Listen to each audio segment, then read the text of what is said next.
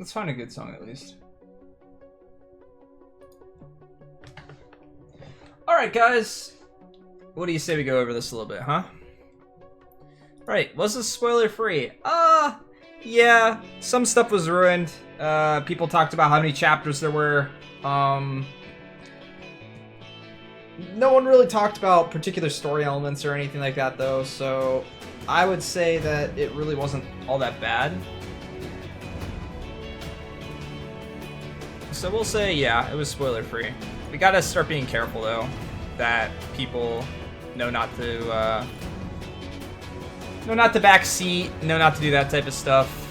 Alright, so let's go over the music. I really liked a lot of the music in this game. I know I've been saying that about a lot of games lately. There are some really, really good tracks in this game. There's also some okay ones, and some pretty annoying ones. And again, like most other games, I feel like the really good tracks are the ones you hear the least, and the really bad ones are the ones that just aren't that great, or ones that you hear the most often. But there were so many tracks in this game in the different areas and things like that that you go through. So it had a lot of diversity. But again, a lot of the songs didn't feel like they were made for the game. And I think that's something that we talked about quite a bit while progressing through it. Some stuff just wasn't fit for certain areas and things like that. But there's lots of really good music in it and like really well done stuff. So I can't deny that. I'm gonna go back up here and check to see what I gave Xenoblade Chronicles because I'm just curious. That to me, like almost everything about that game was perfect. I'm gonna go ahead and give this music an 8. I really liked a lot of it. Like, listen to this track. This track's really good. And I'm not gonna take points away from the fact that the music goes over the dialogue. That's gonna be more of a mechanics and story and all that other type of stuff. Hello, is this thing on?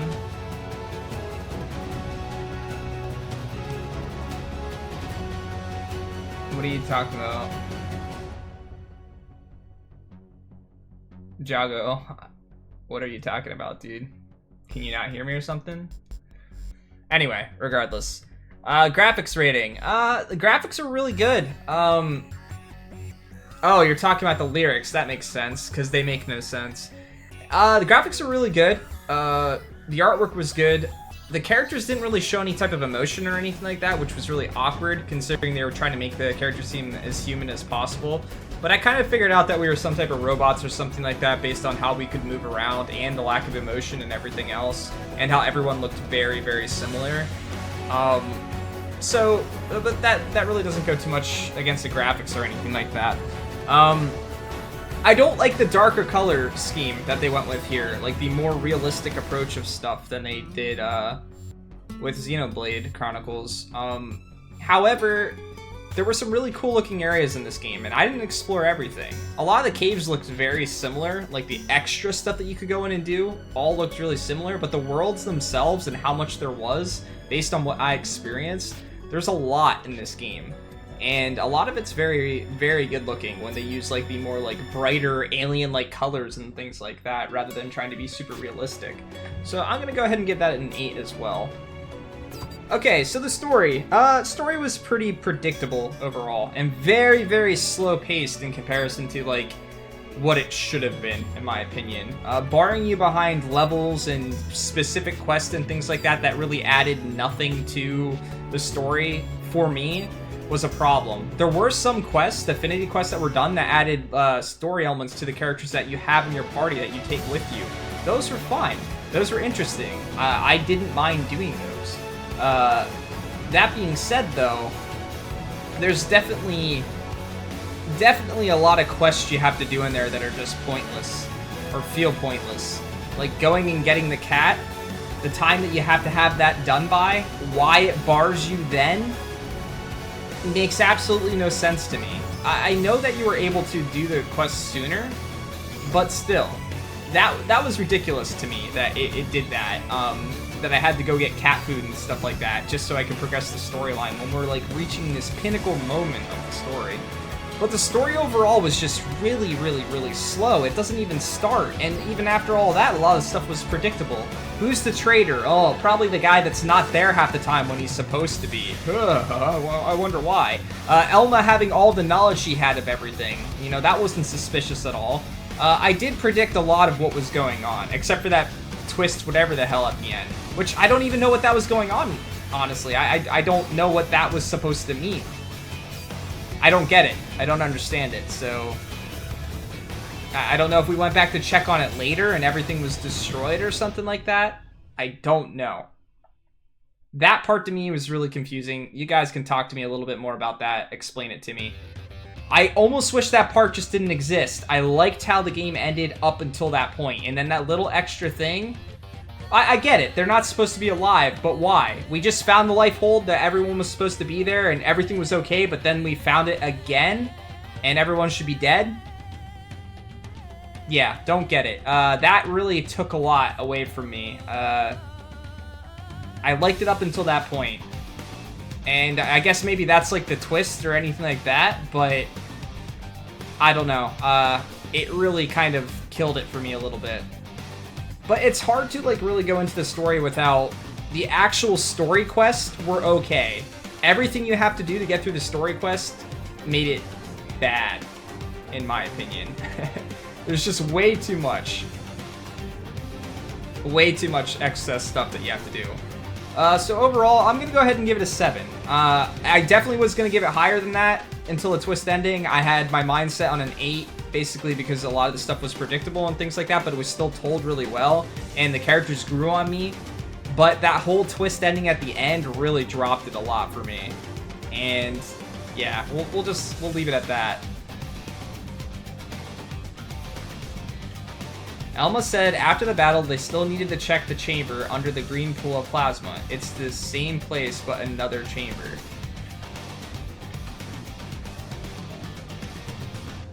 Yeah, I don't know. It still doesn't really make sense, Rio. So you have to do all the extra stuff to really know what's going on, or it's going to be in a different game. Who knows? Alright, so the mechanics. The mechanics are really solid. I didn't understand them at all, but I could tell that if you did understand them, that a lot of the battles would probably be really fluid and interesting. But I argue that the stuff wasn't really explained very well. Really, they really weren't. You kind of get like a little thing that pops up on screen that's like, here's this dialogue, this dialogue, this dialogue, this dialogue, this dialogue, and you're reading 15 boxes, and you're supposed to completely understand the battle system based on those 15 boxes. So, I really don't know what they were going for there, or how they're trying to really explain it to you. But I feel that if I were to like maybe read some stuff up online and look into a little bit of that type of stuff, I would have understood the battle system more, and it wouldn't have been as difficult for me. And I can tell that there's a lot going on that I didn't even touch in the game. So mechanically, it's interesting, but I don't like how it's like expressed to the player. I don't feel like someone can just pick up the game without doing some type of research, and I feel like that's a problem. Yeah, I'm sure that's the case, Void Vildheart. I really feel like that's the case. I just don't feel like a player should have to go out of their way to watch a YouTube video or look up stuff online to understand something. It should be explained in the game. And if it can't be explained in the game, then maybe they shouldn't mess with it, or they should express it a little piece at a time and require you to do it a little bit at a time to understand what's going on. I started to do a little bit better with the overdrives at the end. At the very least, my numbers were jumping up and I was doing a little bit more damage. But I wonder if you can make it go longer. I know that in Xenoblade Chronicles that that was how to do major amounts of damage, and I felt like I did decent damage, but nothing overly major when I was in overdrive, which was a little disappointing. I guess I didn't really figure it out, but yeah, mechanics I feel were interesting, and there's a lot going on, but they weren't really well expressed, and because of that, I'm gonna have to go ahead and give it a 7 as well. I definitely would have given it higher if it was a little bit more like explained and things like that. It made more sense. Alright, so grinding. This kind of ties the mechanics more like Etrian Odyssey did, really. If you don't understand mechanically how to fight properly, or to do things properly, you have to instead invest in levels and armor with your characters, which increases the grinding that you have to do. You could also say that grinding is going around and doing quests and stuff like that. Although, I really don't feel like those two things are separate. Some of those quests are completely pointless and do absolutely nothing for you story-wise, but they give you a little bit of experience and a little bit of money. That's grinding. Quest grinding is still grinding. It's the same thing. So, I don't know how much grinding is actually required in this game. I want to say that really not that much. You could probably beat the game like maybe in the 40s or maybe 50s if you had a better understanding of the battle system. However, if I didn't mess up with skulls and stuff like that too, you probably couldn't bought like level 30 skulls and been fine. You probably didn't even need a level 50 skill. But for those of us that don't understand the battle system or did not understand the battle system, you are going to be grinding for money and experience in this game just to equip your characters to a point that they don't die instantaneously because you're not keeping up with the flow of battle. It's great that that's a possibility, that's something that you can do if you don't understand the battle system. You can still enjoy the game. The game even gives you the option to lower the difficulty, which I completely avoided doing on any fights in the game. I made sure I beat the fights on the intended difficulty. But there was just, I don't know. I don't know how much grinding was required, but I feel like I put a lot of effort into grinding in this game, so I'm gonna go ahead and give it a 4. And I'm giving it a 4 because, like I said, more experienced players probably have to grind less than I did. So overall, that's about a 7 for me, is what I'm going to give it. In my mind, I was kind of going to give it an 8. I really appreciated a lot of the stuff that was going on in the game, even though I didn't really understand a lot of what was going on in the game.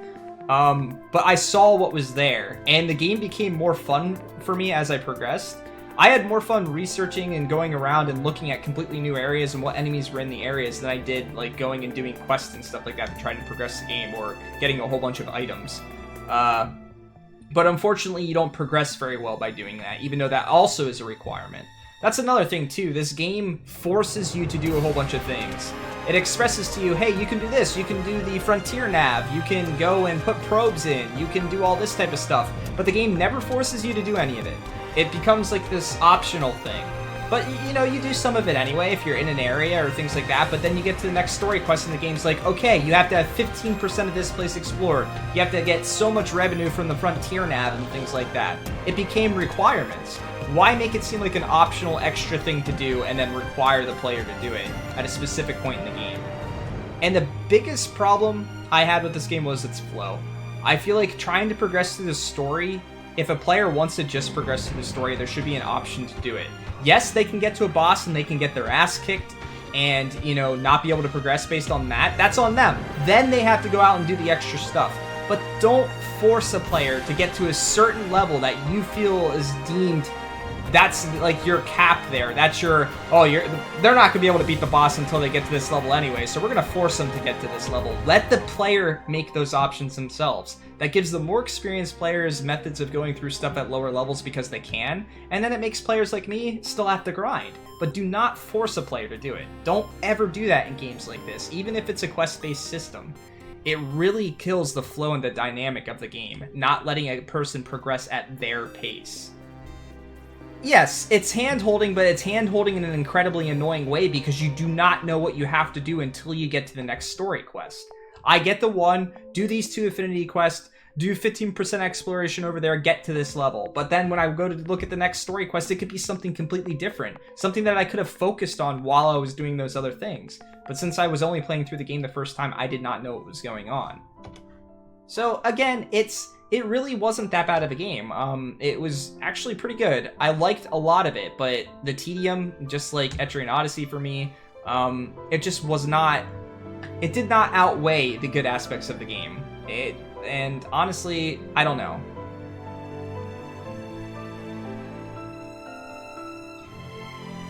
Yeah, giving a recommended level is a very good idea, but forcing a level on a player is a bit ridiculous.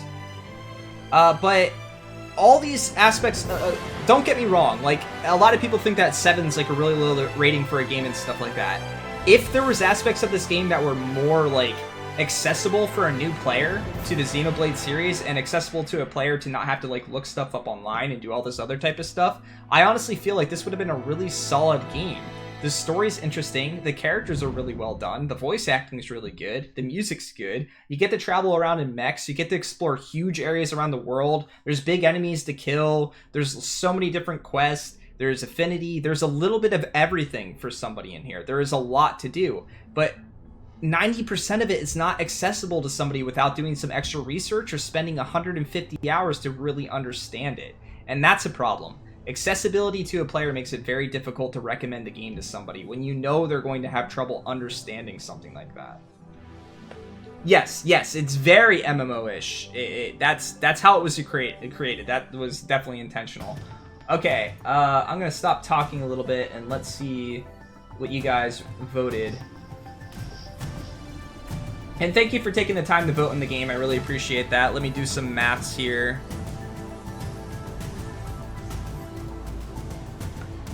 All right.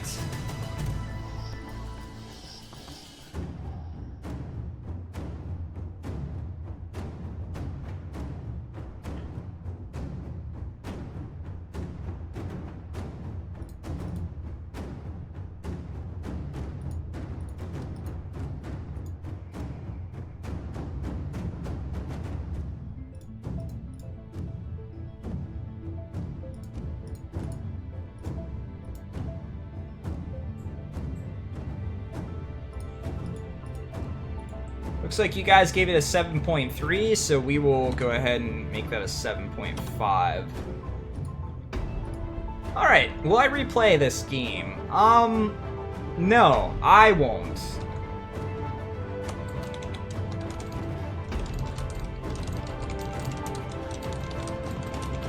But the game has loads of extra content for other people.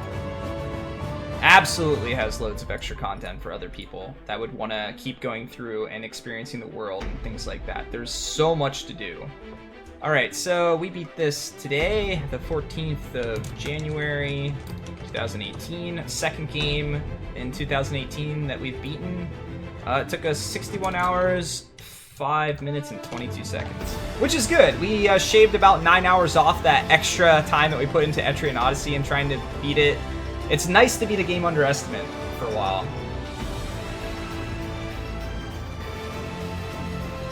Okay, so that means you guys know what time it is now. And it's probably the moment you guys have been waiting for as well, I'm sure. It is Raffle time. For those of you that are new to the stream, this is how I pick the next game that's played. All you have to do is type in the word Raffle, and if you type in the word Raffle, you get the chance to enter. Again, you type in the word Raffle, you get to pick the next game that I play if you win. If you're new here, you can take a look at the list to see if there's games that you're interested in. But again, all you have to do is type in the word, you got a chance of winning the raffle, you get the chance to pick the next game that I play. I try to make sure that everyone's in that voted for it. So I'll keep track of that. I do my best. It's hard to do. I got a lot of stuff going on my screens.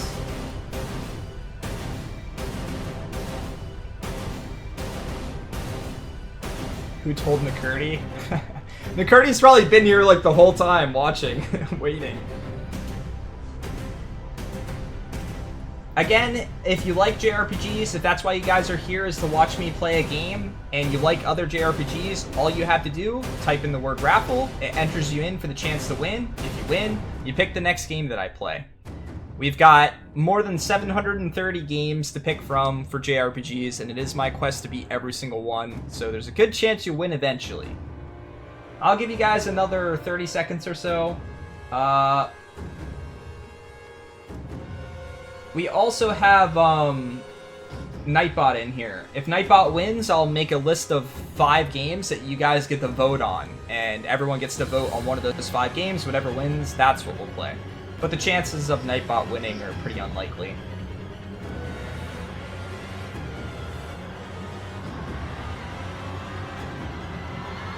Viking, if you're still around, if you wanted to enter as well, I know you were typing some messages in here earlier. All you have to do is type in the word Raffle, and you're entered as well.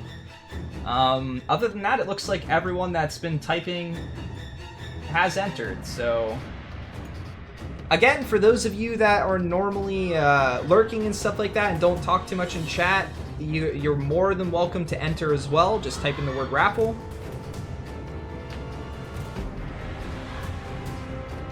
Yeah, I mean, the likelihoods... Did you enter Nostrom? Let me see. Yes, Nostrom, you are in here. Alright, guys. thank you for sticking around and watching this game. Good luck, everyone.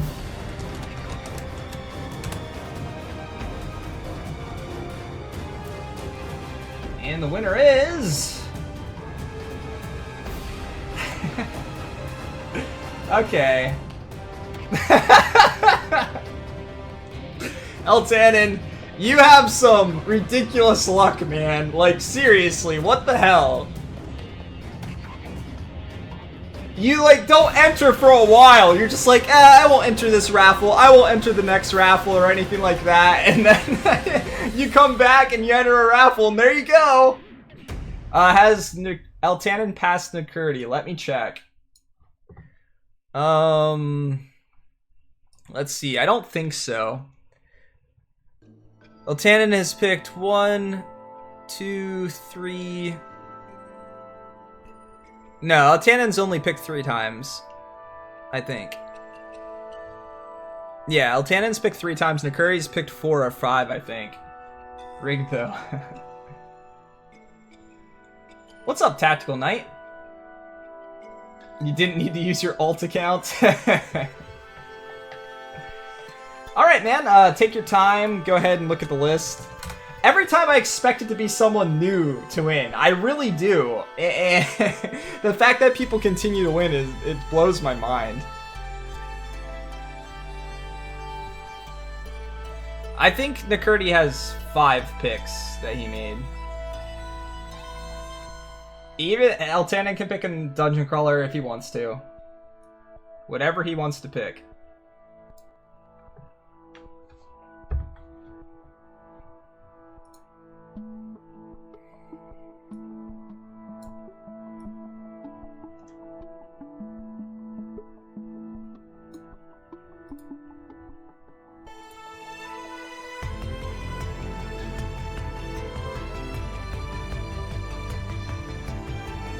I did beat the first Xenoblade, yes.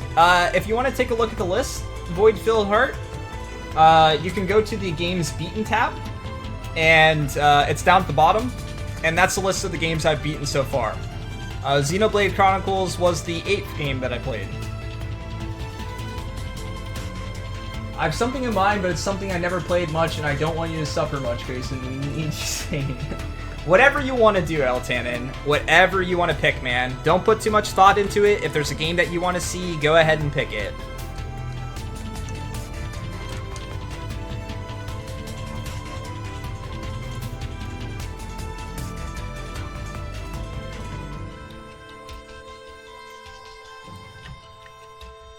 Tales of Fantasia. Alright.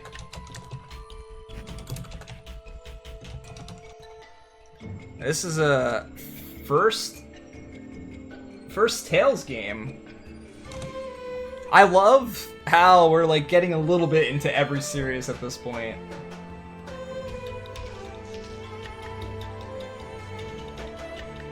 Alright. I have played this before but never beaten it.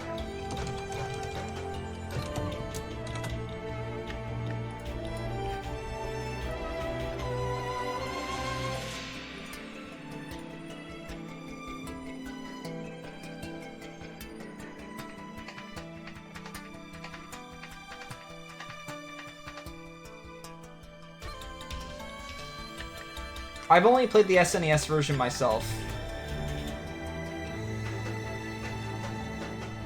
Yep.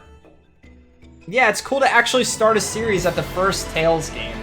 We've been going backwards with most series. You heard the GBA one isn't very good? I'll keep that in mind. I'll try and do a little bit of research on it. I'll probably do the SNES one because that's the one I've played before. But the SNES version's translation? Like I said, I'll do some research. A name's not going to bother me at all.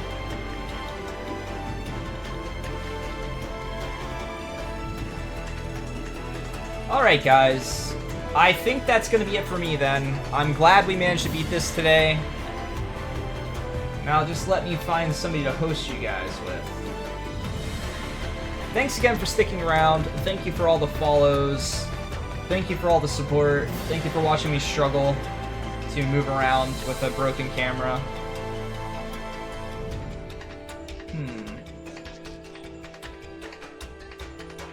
There is not a whole lot of people streaming today, actually. It's been like that ever since she did Q, I guess. But yeah, Dragon Quest VI tomorrow. Unless something at work happens or something like that, I will be playing that tomorrow. I did not decide on the SNES version or the DS version. I'll do a little research on that tonight. I'll see if the DS version runs on my emulator okay. Overall, I'll try and see which one's more fun and accessible to me, and I'll run with that. But okay, here I'm gonna host